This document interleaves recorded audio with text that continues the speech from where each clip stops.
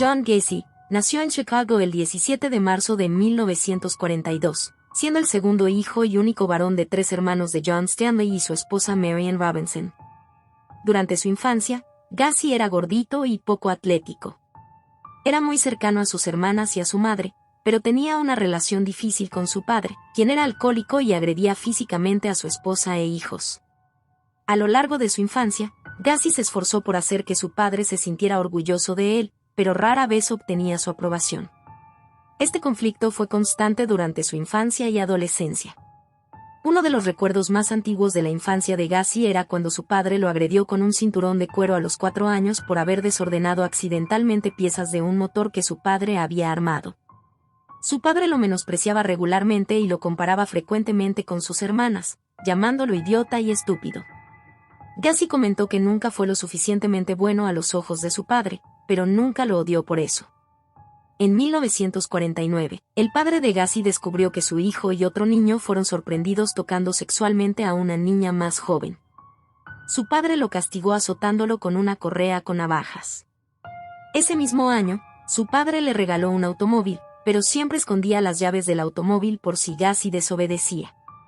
Cansado de todo esto, Gacy abandonó la casa de sus padres y se dirigió a Las Vegas, en el estado de Nevada, donde consiguió un trabajo. Trabajó durante 3 meses antes de regresar a Chicago. Luego trabajó como asistente de morgue, durmiendo en una cama detrás de la sala de embalsamamiento. En este trabajo, observaba a los agentes funerarios embalsamando cadáveres y luego confesó que una noche, cuando estaba solo, se metió en el ataúd de un adolescente fallecido, acariciando y abrazando al cadáver antes de sentir una sensación de shock. Estuvo involucrado en actos de necrofilia aproximadamente 2 veces mientras trabajaba en el morgue del POM. Gacy llamó a su madre al día siguiente y le preguntó si su padre le permitiría regresar a su casa. Su padre aceptó y ese mismo día Gacy volvió a vivir con su familia en Chicago. Después de su regreso, a pesar de no haber completado la secundaria, Gacy fue admitido con éxito en un colegio donde se graduó en 1963. Luego consiguió un trabajo como aprendiz de gerente en una empresa de calzado. En 1964, se comprometió con Marlene Myers, una compañera de trabajo. Después de 9 meses de noviazgo, se casaron en septiembre. Poco después, su suegro compró 3 restaurantes y Gacy y su esposa se mudaron para que él pudiera administrar los restaurantes.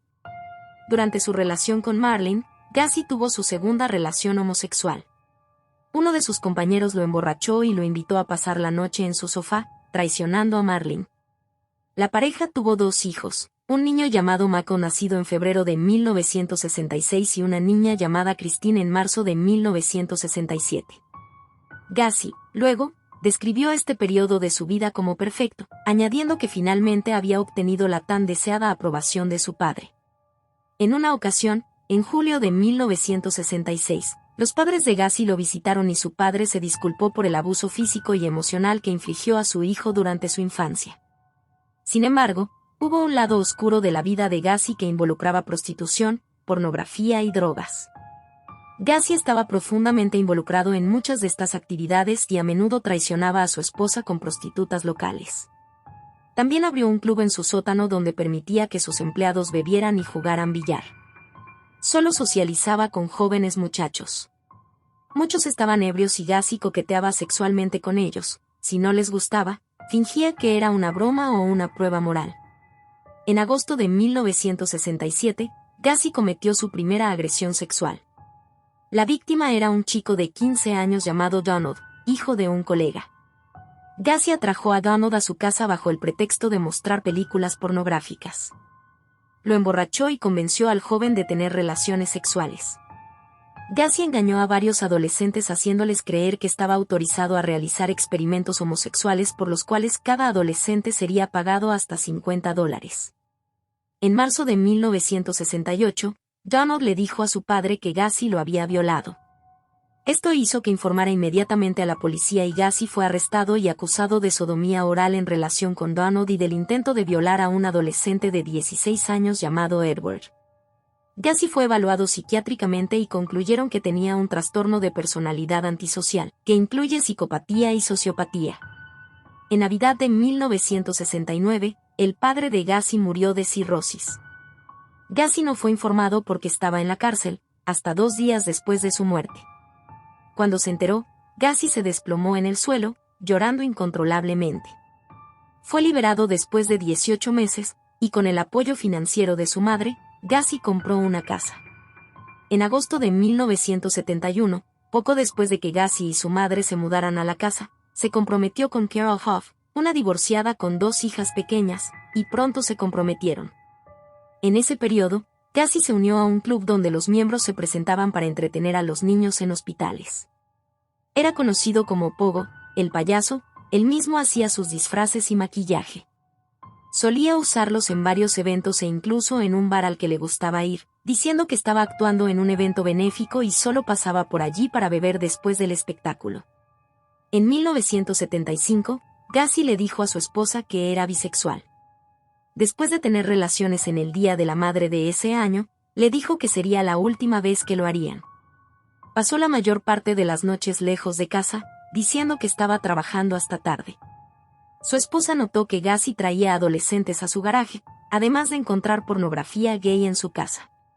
Se divorciaron de común acuerdo en marzo de 1976. El 2 de enero de 1972, Gacy recogió al joven de 16 años, Timothy McCoy, en una parada de autobús de excursión a Chicago y lo llevó a su casa diciéndole que podía pasar la noche allí y luego ser llevado de vuelta a la parada. Gacy lo asesinó, y según él, todo sucedió de la siguiente manera. Se despertó a la mañana siguiente y encontró a Timothy en su habitación con un cuchillo de cocina. Gacy se asustó y Timothy, sin querer, hirió el antebrazo de Gacy.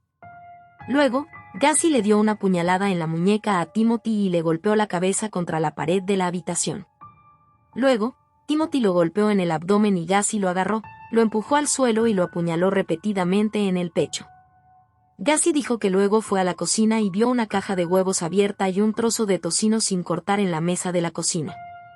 Timothy también había puesto la mesa para los dos. Había entrado en la habitación de Gacy para despertarlo mientras, distraído, llevaba el cuchillo de cocina en la mano. Gacy posteriormente enterró a Timothy debajo del suelo y luego cubrió la fosa con una capa de concreto. En un interrogatorio después de su arresto, Gacy dijo que inmediatamente después de asesinar a Timothy, se sintió completamente agotado, aunque notó que se sintió excitado al matar al chico. Gacy dijo que la segunda vez que cometió un asesinato fue alrededor de enero de 1974. Se cree que la víctima fue un adolescente no identificado con cabello castaño medio, de entre 14 y 18 años, a quien Gacy estranguló antes de guardar su cadáver en su armario y luego enterrarlo. Gacy dijo que después de eso, los fluidos comenzaron a escapar de la boca y la nariz del joven mientras su cadáver estaba guardado en el armario, manchando la alfombra. Como resultado, Gacy luego dijo que colocaban trapos o la ropa interior de las víctimas en la boca para evitar que eso ocurriera nuevamente. Gacy admitió abiertamente que 1975 fue el año en que comenzó a aumentar la frecuencia de sus encuentros sexuales con chicos jóvenes. Solía referirse a estos encuentros como su pegacao. Uno de estos chicos era un joven de 15 años llamado Anthony Antonucci, a quien Gacy contrató en mayo de 1975. En julio de 1975, Gacy fue a casa del chico cuando estaba solo, ya que se había lastimado el pie en el trabajo un día antes. Gacy emborrachó al joven, lo tiró al suelo y le esposó las manos a la espalda. La esposa del hombre quedó suelta en la muñeca derecha. Logró soltar el brazo después de que Gacy se fue de la habitación. Cuando Gacy regresó, Anthony enfrentó a Gacy. El joven tiró a Gacy al suelo, logró obtener la llave de las esposas y esposó a Gacy con las manos a la espalda. Gacy profirió amenazas, luego se calmó y prometió dejar a Anthony si quitaba las esposas. El chico estuvo de acuerdo y Gacy se fue de la casa. Una semana después del intento de violación de Antonucci, el 31 de julio de 1975, otro empleado de Gacy, John Batkovich de 18 años, desapareció.